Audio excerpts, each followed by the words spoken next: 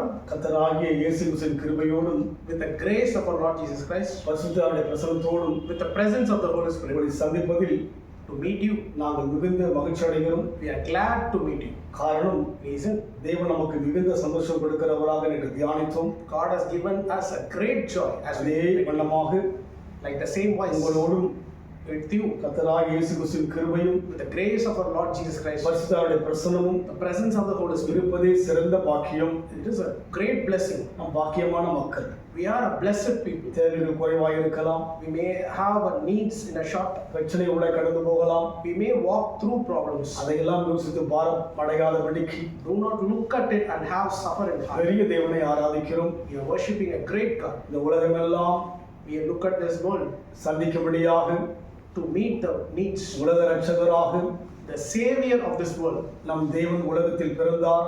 our God is born into this. நம்முடைய தேவன் He is our God. நமக்குரியவர். He belongs to us. எல்லா சொந்தங்களை விட Above of all relatives, மேன்மையானவராய் இருக்கிறார். He is ahead of everyone. இந்த வழியிலும் கூட In this time also, நாங்கள் ஒருமித்து we are glad and unitedly. Christmas வாழ்த்துக்களை வாழ்த்து உங்களை ஆசீர்வதிக்கிறோம். We are blessing and greeting you, and we want to say Happy Christmas to everyone. உங்களை வாழ்த்துகிறோம். We are blessing you. தேவ பிரசன்னம் உங்களோடு இருக்கிறது. God's presence is with you. இந்த வழியிலும் கூட In this time also, மகிழ்ச்சியான நேரம் அல்லவா? it is a joyful moment. நமக்குள்ளே இயேசு பிறந்த காலம் அல்லவா? We experience in Christ born for us. அவரை தியானிப்போம். Let us meditate on Him. ஏசாயாவின் புத்தகம் நமக்கு ஒரு பாலகன் பிறந்த 9ஆம் அதிகாரம் கொடுக்கப்பட்டார். கர்த்தத்துவம் அவர் தோள் மேல் இருக்கும். அவர் நாமம் அதிசயமானவர், ஆலோசனை கர்த்தர், வல்லமையுள்ள தேவன், நித்திய பிதா, சமாதான பிரபு எனப்படும்.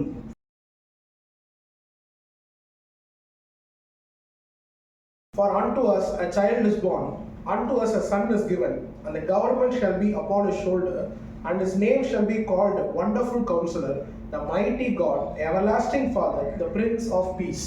அவர் நாமம் என்ன? What's his name? என்ன எண்ணப்படும்? What's his name will be called? கர்த்தத்துவம் அவர் தோள் மேல் இருக்கும். Government shall be upon his shoulder. அவர் நாமம் அதிசயமானவர். His name is a Wonderful Counselor, ஆலோசனை கர்த்தர், God who gives a counseling, வல்லமையுள்ள தேவன், the Mighty God, நித்திய பிதா, the Everlasting Father, சமாதான பிரபு. Prince of Peace. Our Jesus is. மேல் வல்லமை இருந்த போதிலும் கூட Since he has power in him, அவர் கிருபையுள்ளவராய் இருக்கிறார். he showed himself as graceful. இரக்கமுள்ளவராய் இருக்கிறார். He is a merciful God. அதனால்தான் For that reason, உலகத்தில் இருக்கிற மனுஷனுக்கு the people in this world, அதிசயமானவராக வெளிப்படுகிறார். he revealed himself to be a wonderful. உலகத்தில் வாழ்கிற மனுஷனுக்கு People who are living in this world, ஆலோசனை கொடுக்கிறவராக he gives வெளிப்படுகிறார். counsel to everyone. வல்லமையுள்ள தேவன், He is a mighty God. நித்திய பிதா, He is an everlasting Father. சமாதான பிரபு He is the எனப்படும். Prince of Peace. நமக்காக பிறந்தார். He born for us. நமக்காக கொடுக்கப்பட்டார். He has given for us. உலகத்தில் உள்ள எல்லா மக்களுக்கும் For all the people in this our world, சொந்தமானவர். he belongs to them. எப்பேற்பட்ட மனிதனுக்கும் Whoever it is, ஏழையாய் இருக்கலாம், even he may be poor, கொடிய தரித்திரத்தில் இருக்கலாம், he may be on a sick poverty, வியாதியுள்ளவனாய் இருக்கலாம், he may be in a sickness, விரக்தியான சமூகத்திலே he may be having some losses, சிறையிலே வேதனைப்பட்டுக் கொண்டிருக்கலாம். he may be under prison. எங்க இருக்கிற மக்களுக்கும் Whoever it is, அவரை தேவன் கொடுத்தார்.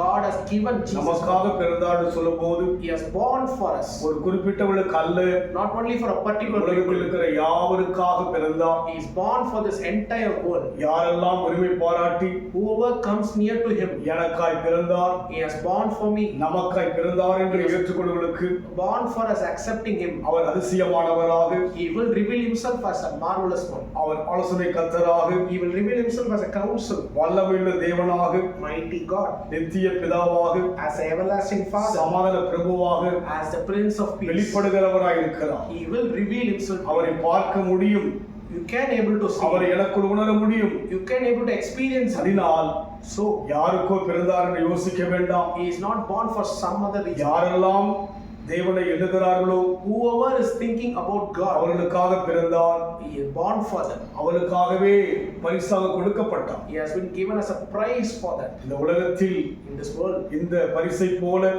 like this prize, சிறந்த பரிசு nothing best.